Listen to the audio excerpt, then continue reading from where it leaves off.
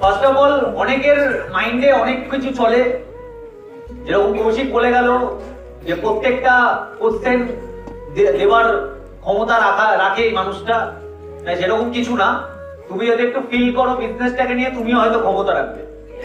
আমি বিজনেসটা ফিলিংসের বিজনেস, তুমি বিজনেসটাকে কতটা ফিল করছো তার উপর দিয়ে অ্যান্সার পেলে। আজকে আমার ইন্ডাস্ট্রিতে হয়ে গেল 10 বছর প্লাস হয়ে গেছে। তো এবার তোমরা যদি 10 বছর তোমরা কাটিয়ে ফেলো বিজনেসে, তোমাদেরও ওই এক্সপেরিয়েন্স অটোমেটিকলি চলেই আসবে।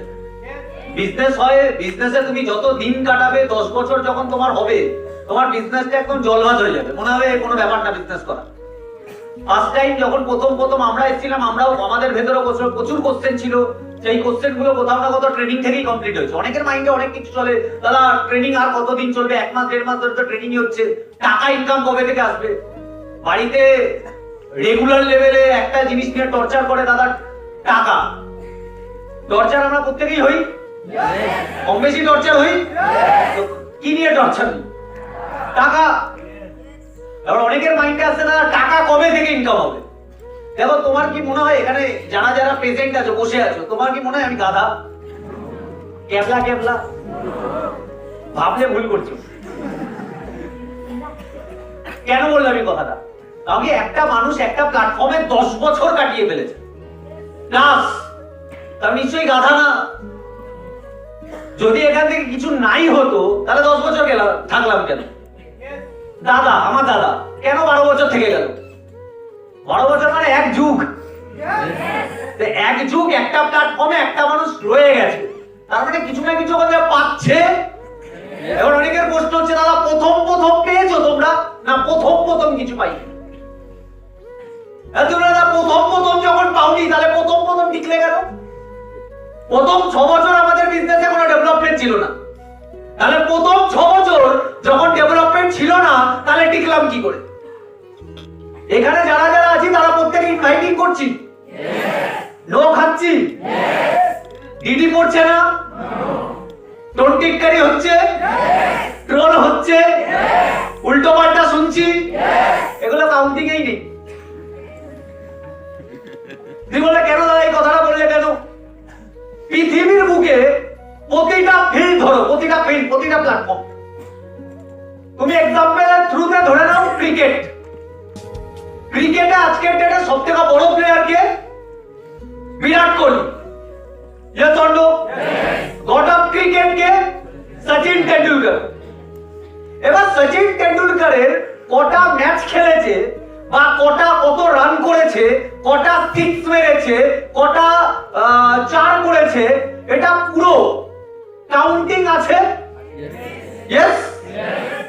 ও কটা বল খেলেছে, কত বল খেলেছে, তাও কাউন্টিং আছে, সব কাউন্টিং আছে, হ্যাঁ কি না? কটা টেস্ট খেলেছে, কটা যা আমি অত বুঝি না, খেলেছে তো কাউন্টিং আছে। Yes or no? এবার তুমি আমাকে বলো, ও যখন মাঠে খেলতো, নেট প্র্যাকটিস করতো, ওর কোচের সামনে ওর রাত দিন যখন নেট প্র্যাকটিস করতো, বা বিরাট কোহলি যখন নেট প্র্যাকটিস করে, ওখানে 500 বল খেলছে না 5000 বল খেলছে, ওটা কি কাউন্টিং আছে? ও নেট প্র্যাকটিসের সময় কটা ছক্কা মেরেছে, সেটা কাউন্টিং আছে? তার জন্য টাকা পায় না। টাকা কোনটার জন্য পাচ্ছে? যেটা টিভিতে দেখানো হয় সেটার জন্যই টাকা পাবে। যেটা প্র্যাকটিস করছে সেখানে কত ছক্কা পাচ্ছে এটা ইম্পর্টেন্ট না। এমন মার্কেটটাও এমনই, আমাদের বিজনেসে তুমি কটা ইনভাইটিং করছো এটা ইম্পর্টেন্ট না। পৃথিবীর প্রতিটা ফিল্ডে একটা প্র্যাকটিস রাউন্ড বলে একটা রাউন্ড থাকে।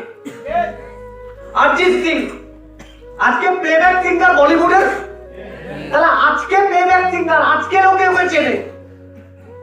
10-12 বছর আগে থেকে ও বাড়িতে যে র্যান্ডমলি প্র্যাকটিস করতো, ওই প্র্যাকটিসের কত প্র্যাকটিস করেছে, কত গান করেছে, ওটার জন্য কোনো টাকা পায়, কোনো অ্যাওয়ার্ড পায়, কোনো সম্মান পায় না। শাহরুখ খান কতবার প্র্যাকটিস করছে অ্যাক্টিং, তার জন্য কোনো টাকা পায় না। যেটা যেই মুভিটা হিট খাচ্ছে সেটার জন্য টাকা পাচ্ছে। আমি এখানে এটাই বোঝাতে চাইছি আমরা এই ইন্ডাস্ট্রিতে এসে কোনো এডুকেশন নিই না, কোনো প্র্যাকটিসে থাকি না, ডাইরেক্ট আমরা কি করি, আমরা রেজাল্ট পাওয়ার আশাতে বসে আছি। আজকে 5খানা ইনভাইটিং করলাম, 5খানা ইনভাইটিং আমার রেজাল্ট বেরালো না কেন? আরে ভাই, তুমি এর আগে ইনভাইটিং কোনোদিন করোইনি, তোমার এই সাবজেক্টটা নিয়ে কোনো নলেজ নেই, তোমার এই সাবজেক্টটা নিয়ে কোনো প্র্যাকটিস নেই, তুমি ডাইরেক্ট টাকার আশা করছো কেন? যদি করছো ভুল করছো। 3 মাস টিকতে পারবে না, 3 বছর অনেক দূর, 3 মাস টিকতে পারবে না তুমি বিজনেসে। আমি ক্লিয়ার করতে পারছি, হ্যাঁ কি না?